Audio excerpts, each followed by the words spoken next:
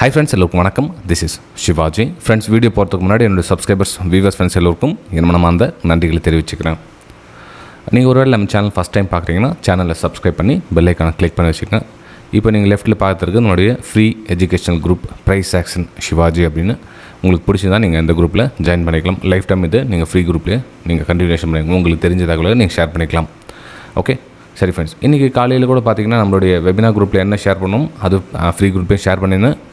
நம்ம சிம்பிளான ஒரு 1 minute ஸ்ட்ராட்டஜி வந்து லாஸ்ட்டு ஒரு கொஞ்ச நாளாக உங்களுக்கு அப்டேட் பண்ணிக்கிறேன். ஜஸ்ட் மறந்துடுறாங்க, ஏன்னா அது ரெகுலராக அதை நம்ம பண்ணிகிட்டே இருக்க முடியாது.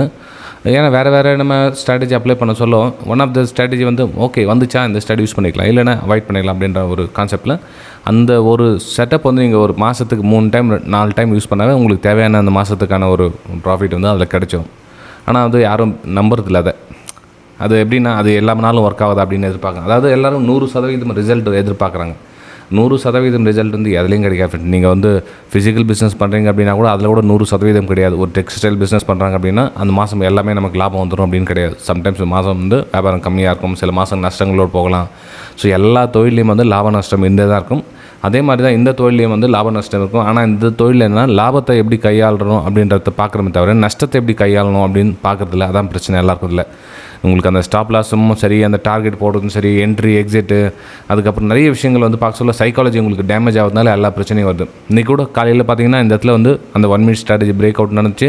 இல்லை ஆல்மோஸ்ட் இடத்துல உங்களுடைய தேவைக்கு அதிகமான ப்ராஃபிட் இதில் கிடச்சிது. இந்த இடத்துல சிஸ்டம் க்ளோஸ் பண்ணிட்டீங்கன்னா பிரச்சனையே கிடையாது. உங்களுக்கு 9:30 உங்களுக்கு அப்டேட் முடிஞ்சிச்சு இன்றைக்கி. அதுக்கப்புறம் மார்க்கெட் எங்கே போனால் உங்களுக்கு எந்த கவலையும் இல்லை. என்னென்னா எல்லாரும் மார்க்கெட்டு நமக்கு வந்து 10 ரூபாயிலேருந்து ஒரு 2 ரூபா ப்ராஃபிட் கொடுத்துருச்சு அப்படின்னா அதோட முடிக்கிறதில்ல. அது மார்க்கெட் வந்து ஒரு 100 ரூபா போயிடுச்சுன்னு வச்சுங்களேன், அடடா 98 ரூபா போச்சு, 88 ரூபா போயிடுச்சு, நமக்கு இவ்வளோ போயிடுச்சு அப்படின்னு தான் ஃபீல் பண்ணுறாங்க. தவிர இந்த 2 ரூபா கிடச்சதுன்னு யாரும் சந்தோஷப்படுறதே கிடையாது. அப்படின்னா நான் ஃபுல்ஃபில் ஆகாத எப்படின்னு உங்களால் மார்க்கெட்டு சர்வை பண்ண முடியும்? ஓகே ஃப்ரெண்ட்ஸ், இந்த வீடியோ உங்களுக்கு பிடிச்சதை மறக்காமல் உங்களுடைய லைக்ஸ் அண்ட் கமெண்ட்ஸை பதிவு பண்ணுங்கள். மறக்காமல் நம்மளுடைய ஃப்ரீ எஜுகேஷனில் நீங்கள் பண்ணுற எவ்ரி சார்ட்ஸு வாய்ஸ் மெசேஜ் இருக்கும் உங்களுடைய ஹார்ட்ஸ் அண்ட் லைக்ஸை மறக்காமல் பதிவு பண்ணிவிடுங்க. ரைட்டுங்களா? சரி ஃப்ரெண்ட்ஸ், இன்றைக்கி அது 1 minute ஸ்ட்ராட்டஜி அழகாக ஒர்க் ஆச்சு, எல்லோரும் பார்த்துருப்பீங்க. அதே மாதிரி 10 minute ஸ்ட்ராட்டஜி இன்றைக்கி நல்லா ஒர்க்காக இருக்குது. அதுவும் உங்களுக்கு தெரிஞ்சிருக்கும் நம்புறேன். 10 minute ஸ்ட்ராட்டஜினா என்ன அப்படி தெரியாதவங்கள ஆல்மோஸ்ட் அதுவும் வீடியோ போட்டிருக்கேன் பாருங்கள். 10 minute ஸ்ட்ராட்டஜியில் கூட உங்களுக்கு நிறைய விஷயங்கள் புரிஞ்சிருப்பீங்க. ஸோ ஃபஸ்ட்டு கேண்டில் எந்த மாதிரி க்ளோஸ் கொடுக்குது, 95% 90%ஓட சாலிடாக க்ளோஸ் கொடுக்குது. அதுவும் 200 EMக்கு கீழே க்ளோஸ் கொடுக்குது. ஸோ அப்போ நமக்கு வந்து ஒரு நல்ல வாய்ப்பாக அதை எடுத்துக்கலாம். ப்ளஸ் இதில் சப்போர்ட் லைனும் இருக்குது. அப்போ சப்போர்ட் லைன் கிட்ட கீழே செல்லர்ஸோடு க்ளோஸ் கொடுக்குறாங்க. அப்போ என்ன ஆகுனா எல்லாரும் இந்த இடத்துல வந்து சப்போர்ட் எடுக்கும் அப்படின்னு ட்ராப்பில் போய் மாட்டுவாங்க. சப்போஸ் அதில் பையிங்கான வாய்ப்புகள் வரலாம் அப்படின்னு சொல்லிட்டு எல்லோரும் போய் பை பண்ணுவாங்க. ஏன்னா மார்க்கெட் வந்து கீழே வந்துச்சு, இங்கே சப்போர்ட் எடுத்துச்சு, 25,500 சைக்காலஜி நம்பர் அதெல்லாம் ஓடும் நிறைய. அதெல்லாம் ட்ராப்பில் போய் மாட்டுவாங்க. ஸோ அதெல்லாம் என்ன பண்ணுவாங்க, எல்லாமே SL அடிக்கிறதுக்கான பிளான் தான் இருக்கும். ஆக்சுவலாக பார்த்தீங்கன்னா இந்த இடத்துல பிரேக் நிறைய பிரேக் அவுட்லாம் வந்துருக்கு. நம்மளுடைய வெபினார் குரூப்பில் அது ஈஸியாக உங்களுக்கு அது புரியணும் அப்படின்றதுக்காக நம்ம ஷேர் பண்ணியிருந்தாங்க. அதை உங்களுக்கு காமிக்கிறாருங்க. அதாவது எப்படி நம்ம ஒரு புல் பேக்கில் எப்படி நம்ம டவுன் சைடுக்கான பிளான் பண்ணி எடுக்கணும் அப்படின்னு. இப்போ 200 EM லைனுக்கு கீழே இருக்குது. ப்ளஸ் அந்த 1 minute டைம் ஃப்ரேம் ஷீட் பண்ணிவிட்டு பிரேக் டவுன். ஸோ அதுக்கப்புறம் இங்கே இன்னொரு பிரேக் டவுனாக வந்திருக்கு. ஸோ இதையும் யூஸ் பண்ணியிருக்கலாம். இதோ இந்த மாதிரி வந்து பிரேக் டவுனுக்கான ஒரு வாய்ப்புகளை நம்ம பார்த்து யூஸ் பண்ணிக்கலாம். ரைட்டுங்களா? இது வந்து இன்றைக்கி நம்ம முன்னாடி நடந்த விஷயங்கள் இது. ஆனால் நிறைய பேர் அகைன் மறந்துடுவாங்க. இப்போ நாளைக்கு வந்து ஒரு 2-3 நாள் இந்த மாதிரி ஸ்ட்ராட்டஜி வரல அப்படின்னா போர்டிக்கும் உங்களுக்கு. இப்போ நாளைக்கு வந்து ஃபஸ்ட் கேனில் இந்த மாதிரி டோஜி கேனிலோ இல்லை ஒரு வீக் மாதிரி இது மாதிரி வந்துச்சு அப்படின்னா கன்ஃபியூஸ் அவங்களுக்கு. அழகா திரும்ப நான் ஸ்டடி ஒர்க் ஆகல, இது வேலைக்கு ஆகாது. மாதத்தில் ஒரு 3 டைம் 4 டைம் ஒர்க் ஆனால் இது நீங்கள் ஈஸியாக எடுத்துடலாம் இந்த மூமெண்ட்டமே. புரியுதுங்களா? சரி ஃப்ரெண்ட்ஸ், ஓகே சார், இதெல்லாம் நடந்து முடிஞ்சிச்சு, நாளைக்கு என்ன சார் பிளான் பண்ணலாம், இன்றைக்கி அதான் ஓகே நாளைக்கு என்ன பிளான் பண்ணலாம் அப்படின்னு பார்த்தீங்கன்னா இது பாருங்கள். இப்போது ப்ரைஸு ஒரு டவுன் சைடு வந்து ட்ராவல் ஆகிட்டு இருக்குது. ஆனால் இதில் ஒரு கவனிக்க வேண்டிய விஷயம் என்னென்னா, எந்த சப்போர்ட்டும் பிரேக் டவுன் ஆன இடம் பார்த்திங்கன்னா அது வந்து ரெசிஸ்டன்ஸ் தான் ஒர்க் ஆகும். உங்களுக்கு ஆல்ரெடி சொல்லுறது தான் இந்த 25,520 அந்த 540 சப்போர்ட்டாக இருந்த இடம் அது. இப்போ என்ன ஆகும், அதே இடம் ஒரு ரெசிஸ்டன்ஸ் தான் ஆக்ட் பண்ணுறதுக்கான ஒரு வாய்ப்புகள் இருக்கும். ப்ளஸ் நமக்கு 200 EM லைனும் வருது. ப்ரைஸு இந்த மாதிரி இப்போ சொல்லும் இது வந்து ஒரு ரெசிஸ்டன்ஸ் ஜோனாக அமையத்துக்கான ஒரு வாய்ப்புகள் இருக்கும். அப்போ ரெசிஸ்டன்ஸ் ஜோன் அமைத்து வாய்ப்பு தான் இங்கே மாதிரி ரெஜிஸ்ட்ரேஷன்ஸ் என்ன ஒரு தடுக்கிற இடத்துல ப்ரைஸ் ஒரு ரெட் கலர் கேன் வந்து லோயரில் ஃபார்மேஷன் பண்ணி ஆச்சுன்னா மார்க்கெட் டவுன் சைடு. ரைட்டுங்களா? இது சினாரியோ நம்பர் 1. அல்லது மார்க்கெட் வந்து இங்கே சஸ்டெண்டாக நிற்குது, லோயரில் ஃபார்மேஷன் நடக்கல, இங்கேயே கொஞ்ச நாள் அப்படியே ட்ராவல் பண்ணியிருக்கு அப்படின்னா மார்க்கெட்னா இந்த இடத்துல இதை உடைக்கிறதுக்கான வாய்ப்புகள் மிக அதிகம் அப்படின்னு வச்சுட்டு மார்க்கெட் வந்து ஒரு ஹையர் ஃபார்மேஷனுக்காக 25,700 இந்த லைன்லாம் கிராஸ் ஆகிறதுக்கான ஒரு முயற்சியில் மார்க்கெட் ஈடுபடும்.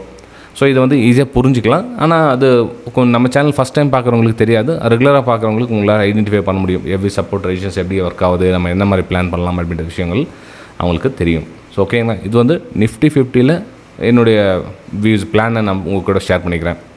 நெக்ஸ்ட் நம்ம பேங்க் நிஃப்டி பார்க்கலாம். பேங்க் நிஃப்டி பார்த்திங்க அப்படின்னா அந்த பாக்ஸை இன்னும் கண்டினியூஷன் பண்ணுறவங்களுக்கு நான் இந்த எத்தனை பேருக்கு அந்த பாக்ஸ் கண்டினியூ பார்த்துருக்கீங்க தெரியல. இந்த கடந்த சில வாரங்களில் அந்த பாக்ஸ் அப்படியே தான் இருக்குது, நான் டெலிட் பண்ணவே இல்லை, அந்த பாக்ஸ் அப்படியே தான் வச்சுருக்கேன். இந்த பாக்ஸுக்கு மேலே இருக்கிறவரெல்லாம் வந்து நம்ம பையிங்கான வாய்ப்புகள் தான் ஃப்ரெண்ட்ஸ் பார்க்கணும். ஜஸ்ட் 200 EMA லைன் மட்டும் கட் ஆகிருக்குது, ரைட் ஓகே. அப்போ நம்ம மார்க்கெட்டு மேலே க்ளோஸ் கொடுத்துச்சு அப்படின்னப்போ ஸோ எவ்ரி டெப்த்தில் நம்ம வந்து ஒரு அப்பர் சைடுக்கான பிளான் பண்ணி 61,400 ரீச் பண்ணுறதுக்கான வாய்ப்புகள், 61,600, 61,800. ஸோ இந்த பாதையில் போகிறதுக்கான ஒரு வாய்ப்புகள் தான் நான் அதில் பயன்படுத்திக்கிட்டு இதில் டவுன் சைடுக்கான பிளானு நான் எக்ஸிக்யூட் பண்ண மாட்டேன். ஓகேங்களா, ஒரு வேளை மார்க்கெட் கீழே வந்து க்ளோஸ் கொடுத்துச்சு அப்படின்னா இந்த இடத்துல வந்து அகைன் பையர்ஸ் இருக்காங்க, இதெல்லாம் பையர்ஸோட ஏரியா அதெல்லாம். ஸோ பையர்ஸ் இருக்காங்க, அதுக்கப்புறம் பிளான் புதுசாக பண்ணணும். இந்த இடத்துல என்னென்னா ஒரு ஷார்ட் கவரிங் பண்ணலாம், ஷார்ட் பண்ணலாமா இல்லையா அப்படின்றது இந்த இடத்துல வந்து அவங்க கொடுப்பாங்க, ஒரு சின்ன விஷயங்கள் நம்ம குழு கொடுக்கும். ஸோ மார்க்கெட் வந்து ஒரு ரிவர்ஸ்க்கான ஒரு பிளான் ஏற்பாடு பண்ணதா இல்லை வந்து சாலிடாக ரெட் கலர் கேண்டில் மாதிரி க்ளோஸ் கொடுக்குதா அப்படின்னு அதுக்கேற்ற மாதிரி நம்ம ஃபர்தராக டிசிஷனை நம்ம அதில் எடுக்கணும். ஆனால் இந்த பாக்ஸுக்கு மேலே இருக்கிறவரெல்லாம் நம்ம ஒரு அப்பர் சைடுக்கான பிளான் பண்ணால் பெட்டராக இருக்கும். ஓகே, ஸோ இது வந்து நிஃப்டி பேங்க்கில் என்னுடைய வியூஸை ஷேர் பண்ணிக்கிட்டேன். நெக்ஸ்ட் நம்ம சென்செக்ஸை பார்க்கலாம். சென்செக்ஸில் என்ன சார் பிளான் பண்ணலாம் அப்படின்னு பார்த்தீங்கன்னா, சென்செக்ஸில் கூட உங்களுக்கு ஒரு ரெசிஸ்டன்ஸ் ஜோன் உங்களுக்கு ஆல்ரெடி சொன்னிருக்கேன். ஸோ இதில் பார்த்தீங்கன்னா 82,700 அப்படின்ற ஒரு லெவல் வந்து ஒரு ரெசிஸ்டன்ஸ் ஜோனாக அமையும்.